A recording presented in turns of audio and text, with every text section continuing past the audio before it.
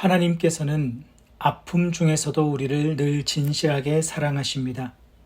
그 아픔이 우리로부터 비롯된 것이라고 할지라도 우리를 향한 사랑을 거두지 않으십니다. 우리가 하나님의 마음을 아프게 한다고 우리를 멀리 하시거나 잊으시지 않으십니다. 우리의 연약함과 부족함을 누구보다 잘 알고 계시기 때문입니다.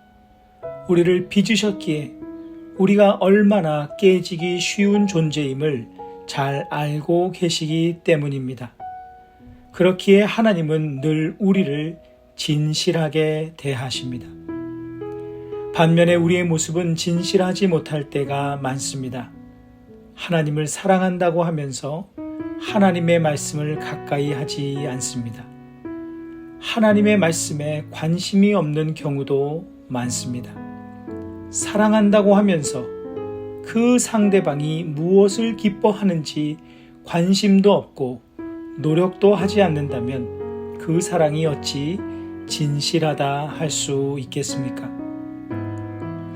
이스라엘의 모습은 거짓으로 가득 차 있었습니다. 하나님의 백성이라는 자부심을 늘 강조하면서 이방 여인을 취하고 이방 신을 섬겼습니다. 하나님 앞에서 진실하게 행하지 않으면서 자신들의 행동을 고치지도 않을 뿐 아니라 그 행동들을 합리화시키려는 태도로 일관하였습니다. 그러면서 자신들의 예배를 받아주지 않는다고 하나님께 항변하고 있습니다. 하나님께서는 진실하지 않은 제사와 예배를 거부하셨습니다.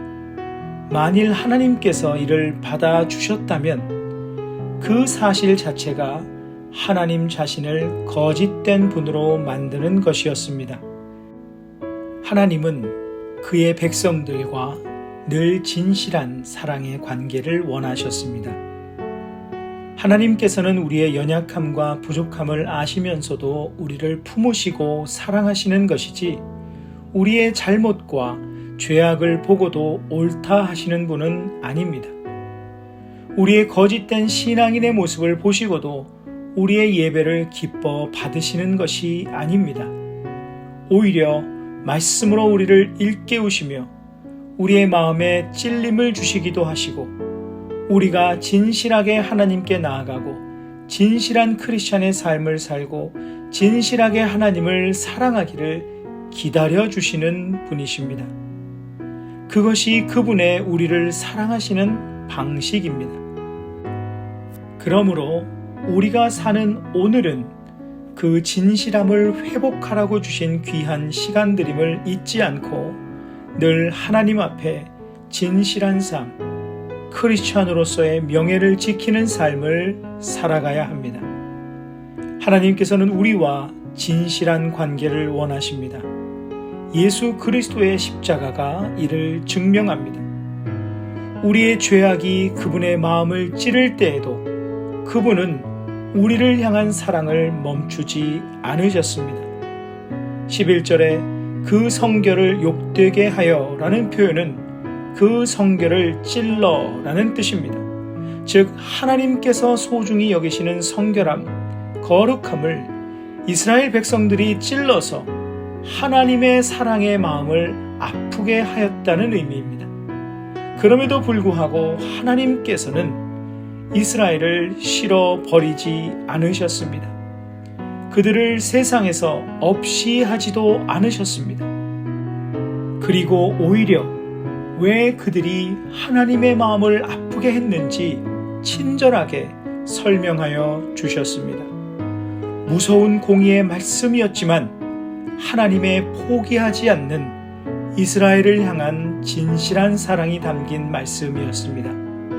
하나님께서는 아픔 중에서도 이스라엘을 진실하게 사랑하셨습니다.